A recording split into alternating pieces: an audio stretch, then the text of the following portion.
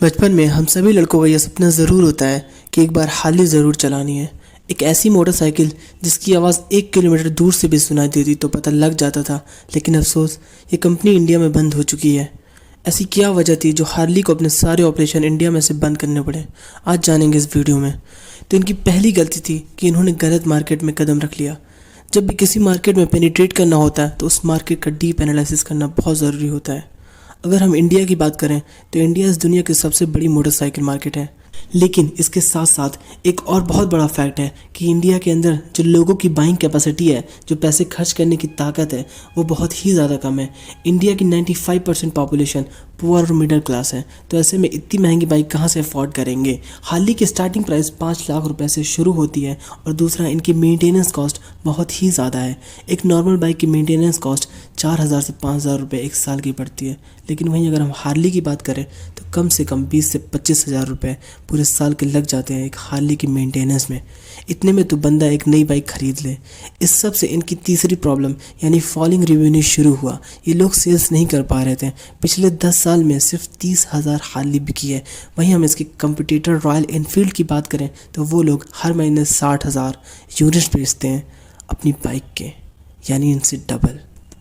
Business में isolation एक poison होता है। धीरे धीरे आपके बिजनेस को खा जाएगा अगर आपने इसको टाइम के साथ साथ ठीक नहीं किया तो ये मार्केट प्रेजेंस को भी किल कर देता है। और यही हार्ली के साथ हुआ, इसलिए उनको अपने सारे ऑपरेशन बंद करने पड़ गए।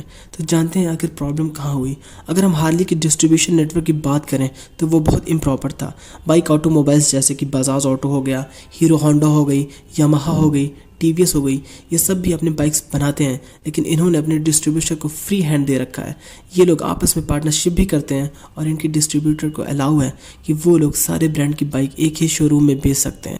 लेकिन हम बात करें हार्ली की तो हार्ली पार्टनरशिप अलाउ नहीं करता। हार्ली एक्सक्लूसिव पार्टनरशिप देता है, मतलब आप हार्ली के शोरूम्स के अंदर कोई भी ब्रांड्स की बाइक बेच नहीं सकते। इस एक्सक्लूसिव पार्टनरशिप की वजह से जितने भी हार्ली के डीलर्स थे उनको बहुत प्रॉब्लम हुई और इसकी वजह से हार्ली के डिस्ट्रीब्यूटर्स कंपनी से बहुत परेशान होने लगे। गलती ये हुई हार्ली से कि उन्होंने एक non customer centric product launch करा इंडिया में। इंडिया के अंदर बंदा बाइक सिर्फ 2 रीज़न्स की वजह से ख़रीदता है और उसके 2 रीज़न्स ये होते हैं कि पहला, वो बंदा 4 व्हीलर अफोर्ड नहीं कर सकता और दूसरा, उसको माइलेज चाहिए। हार्ली में ये दोनों बातें नहीं थी, ना वो अफोर्डेबल थी और ना ही माइलेज अच्छी थी। तो आप बताइए तो बंदा क्यों ख़रीदेगा। इनका अगला रीज़न था इग्नोरिंग द फीडबैक। इन्होंने अपने कस्टमर्स के फीडबैक को बहुत इग्नोर किया। कंप्लेंट्स गिफ्ट होती हैं, लेकिन आप अगर कंप्लेंट्स को बुरी तरीके से देखने लग जाओगे तो प्रॉब्लम हो जाती है।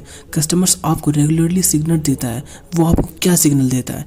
कंप्लेंट्स के थ्रू कि आप इम्प्रूव कीजिए, नहीं तो मैं आपके कस्टमर, आपके कंपटीटर की तरफ चला जाऊँगा। लेकिन हार्ली वालों ने सुना नहीं। हार्ली से लोगों को बहुत प्रॉब्लम आने लगी।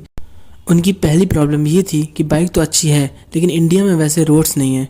इंडिया में इतने ज़्यादा गड्ढे हैं तो आखिर हार्ली चलाए तो चलाए कहाँ। उनकी दूसरी प्रॉब्लम ये आने लग गई कि बहुत सारी बाइक्स के ब्रेक्स और क्लचेस में फॉल्ट आने लग गए और इसके चलते लोगों को बहुत प्रॉब्लम आई। अब सर्विस कराएं तो उसके अलग पैसे लग जाते हैं। तीसरी प्रॉब्लम लोगों को ये आई कि हार्ली की बाइक तो बहुत ज़्यादा अच्छी है लेकिन उनके पार्ट्स अवेलेबल नहीं है डीलर्स के पास।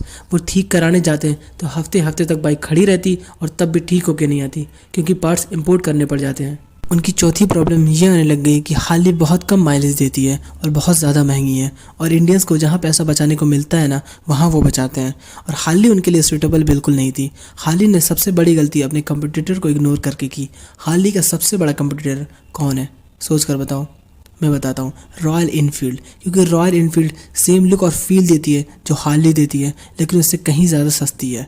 रॉयल एनफील्ड हार्ली पसंद करने वाले लोगों के लिए सबसे सस्ता और सबसे अच्छा अल्टरनेटिव था और इंडियंस को जहाँ सस्ता मिल जाए वहाँ वो अच्छा नहीं सोचते।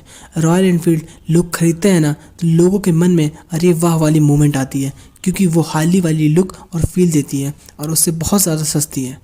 तो ये थी हार्ली की सबसे बड़ी गलतियाँ जो मैंने आपको बताई।